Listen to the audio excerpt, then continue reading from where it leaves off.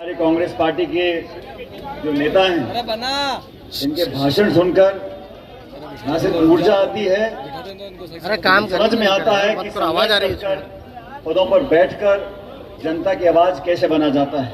मैं धन्यवाद देना चाहता हूं खड़गे साहब का, राहुल गांधी जी का, प्रदेश अध्यक्ष जी का, तमाम मध्य प्रदेश के नेताओं का, जिन्होंने महेश जी को आप पर भरोसा करते हुए लोकसभा का उम्मीदवार बनाया है। मैं इस उज्जैन की पवित्र धरती को, महाकाल को प्रणाम करते हुए आप सबका साधुवाद देना चाहता हूं और आपसे निवेदन करने के लिए आज उपस्थित हुआ हूं कि 13 मई को जब वोट पड़ेंगे, जैसा पूर्व वक्ताओं ने बोला, ये वोट पड़ेंगे मध्य प्रदेश और देश के भविष्य के लिए।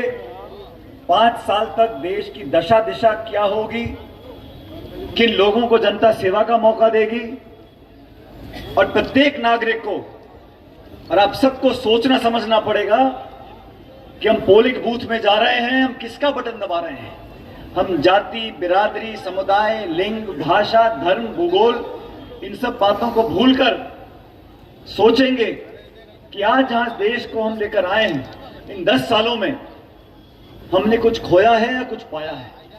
विवेक भाई बता रहे थे मुझसे पूर्व में, सरकार का निर्माण जनता करती है। 2014 में भाजपा ने जो भाषण दिए मुझे अच्छी तरह याद है। महंगाई, बेरोजगारी, भ्रष्टाचार, काला धन, किसान की आमदनी दुगनी, खातों में 15 लाख, ये तमाम बातें कर कर लोगों को मोहित किया और जनता ने विश्वास किया। प्रचंड बहुमत देकर एक पार्टी को 2014 में स्थापित किया। 5 साल के बाद दोबारा चुनाव हुए। 2019 के चुनाव एक विशेष परिस्थिति में हुए थे। जनता ने फिर यकीन किया, फिर बहुमत दिया और 300 पार भाजपा का संख्या बल पहुंच गया और सरकार बन गई। 10 साल हो गए साथियों। इन 10 सालों में पिछले कार्यकाल में विशेष रूप से भाजपा ने जो काम किया, 3 काले कानून बनाए किसानों के खिलाफ, नोटबंदी लागू करी, जीएसटी लागू किया, निर्वाचित मुख्यमंत्रियों को जेल में डाल दिया, संवैधानिक संस्थाओं को नीतिगत तरीके से एक एक कर कमजोर करने का षड्यंत्र रचा गया, विपक्ष की आवाज को दबाया गया, एक दिन में 147 सांसदों को निलंबित किया गया, पिछले दरवाजों से कानून को पारित करवाया गया, कांग्रेस मुक्त बनाने की बात करी, कांग्रेस के खातों को सीज कर दिया। चंडीगढ़ के महापौर के चुनाव में आपने देखा होगा, निर्वाचन अधिकारी खुद बैठकर कलम से वोटों को खराब कर रहा है। सुप्रीम कोर्ट को हस्तक्षेप करना पड़ा, तब जाके न्याय हुआ। इलेक्ट्रॉल बॉन्ड से हजारों करोड़ रुपए चंदा वसूली करी। ये सब काम बीजेपी ने किए जब 300 पार हुआ।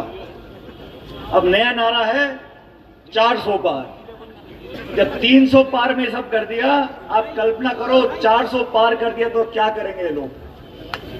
272 सांसद चाहिए, 272 सांसद चाहिए सरकार बनाने के लिए। चलो 10-15 सेफ्टी के रख लो, 280, 290। इनको 300, 400 क्यों चाहिए भाई? 400 का आप करोगे क्या? बल्कि मंत्री बनाने में माथा खराब होगा, किसको बनाओ मत बनाओ। ये सोचने वाली बात है। ये 400 सांसद जो विवेक भाई बोल रहे थे, कहीं ना कहीं इनके जहन में ये बात है जो खुद उनके नेता बोलते हैं, और आज मजबूरन भाजपा के शीर्ष नेताओं को खंडन करना पड़ रहा है खुले मंच से कि हम संविधान से छेड़छाड़ नहीं करेंगे, हम आरक्षण से छेड़छाड़ नहीं करेंगे। और मैं पूछना चाहता हूं, आपको खंडन करने की नौबत ही क्यों पड़ी है? कभी आपने सुना मनमोहन सिंह जी को बोलते हुए कि हम संविधान से छेड़छाड़ नहीं करेंगे? 400 पार तो राजीव गांधी जी के आए थे सांसद 84 में। कभी राजीव गांधी जी ने बोला था कि मैं भाजपा मुक्त बनाऊंगा इस देश को, विपक्ष को खत्म कर दूंगा? कभी राजीव गांधी जी को, नरसिम्हा राव जी को, मनमोहन सिंह जी को बोलना पड़ा कि मैं, मेरी सरकार कभी संविधान से छेड़छाड़ नहीं करेंगे? तो बीजेपी के नेताओं को क्यों बोलना पड़ रहा है? तो झूठ बोले उसको भोलेनाथ की सौगंध है। अनिल फिरोजिया सांसद बना उसके बाद कितने लोगों से मिला, हाथ ऊंचे करो। अच्छा चलो आपसे नहीं मिला कोई बात नहीं, आपके गांव में तो आया होगा। अच्छा चलो आपके गांव में भी नहीं आया कोई बात नहीं। अरे मौत मैयत पे तो आया होगा। अच्छा मौत मैयत पे भी नहीं आया, शादी में तो आया होगा। वो तेरी कहीं भी चलो सांसद है, बड़ा पद था, ये सब माफ कर देना उनको आप। अच्छा तुम्हारा गांव में कहीं कहीं का 50 करोड़ रुपया 5 साल में मिला, तो कहीं लाख 2 लाख तो दिया होगा, वो भी नहीं दिए। अच्छा चलो कोई बात नहीं, ये पत्रकारों से पूछना चाहता हूँ। पत्रकार भाइयों, ये यहाँ तो इनने फेल कर दिया इनको। अब मैं आपसे, आपकी लेखनी में दिखना चाहिए, अनिल फिरोजिया ने उज्जैन के विकास के लिए कितने प्रश्न लगाए, कितनी बार खड़े होकर लोकसभा में उज्जैन के भ्रष्टाचार की बात, उन्होंने कितनी बार यहाँ जो झगड़ा चल रहा था जो सीएस की जमीन का, उसको लेके कुछ लोकसभा में प्रश्न लगाए क्या? उन्होंने ऐसा क्या काम किया कि एक जनप्रतिनिधि का दायित्व उन्होंने निभाया हो, तो आप जिक्र करना उसका। और अगर नहीं निभाया हो तो लोकतंत्र बचाना है, आपकी लेखनी को बचाना है, आपके संवाद को बचाना है। आप हमें क्रिटिसिज्म करो तो हम आपकी सुने, आपका सम्मान रखें, ऐसा देश बनाना। इसलिए सही का साथ आप भी दो। अंत में मुख्यमंत्री जी का अपना गृह क्षेत्र है। मोहन यादव जी हर हफ्ते यहाँ आते हैं, चाय पीते हैं, पान खाते हैं, कहीं किसी के यहाँ रात को चले जाते हैं, अच्छी बात है।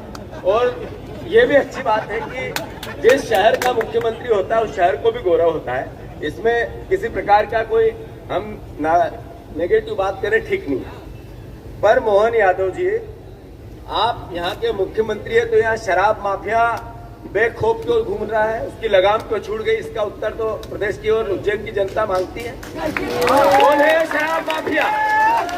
मोहन यादव जी। ये भू माफिया उज्जैन से इंदौर पहुंच गया, वहां पे भी काम चल रहा है। आप यहाँ मुख्यमंत्री हो तो ये भू माफियाओं की लगाम क्यों छूट गई, इसका उत्तर दो। अरे आपको बताना पड़ेगा कि आप यहाँ मुख्यमंत्री हो। मुख्यमंत्री क्या होता है बताऊं?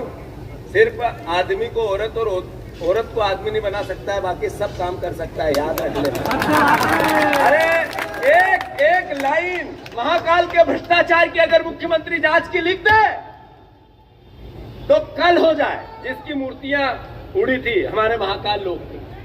मैं अनुरोध करता हूं मोहन यादव जी, आप मुख्यमंत्री बने, आपको विधायकों ने नहीं चुना, आपको जनता ने भी नहीं चुना, आपको पर्ची ने, मोदी जी की पर्ची ने चुना। तो मैं अनुरोध करता हूं कि आप महाकाल लोग की आप जांच क्यों नहीं कराते, अब भ्रष्टाचार की जांच क्यों नहीं कराते? क्या कारण है कि उज्जैन के आप गृह मंत्री भी प्रदेश के हो, बीजेपी के सरपंच की उसकी पत्नी की हत्या हो गई, अपराध बेखौफ है, अपराधी बेखौफ है। इसलिए मुख्यमंत्री से सवाल बनते हैं या नहीं बनते हैं? अरे बनते हैं कि नहीं बनते हैं? और पूरे देश में पहले चरण के चुनाव के बाद भारतीय जनता पार्टी बैकफुट पर है। भाजपा के नेताओं में बौखलाहट देखने को मिलती है। मध्य प्रदेश में जन नौजवान किसान सब कांग्रेस पार्टी के साथ है, अच्छे बहुमत के साथ। मुझे पूरा विश्वास है भाजपा से ज्यादा सीटें मध्य प्रदेश में कांग्रेस पार्टी जीतेगी और उज्जैन से हमारे उम्मीदवार हैं महेश परमार साहब भारी बहुमत से जीत कर यहाँ से जाएंगे और इंडिया गठबंधन की सरकार बनेगी 4 जून को, मैं समझता हूँ।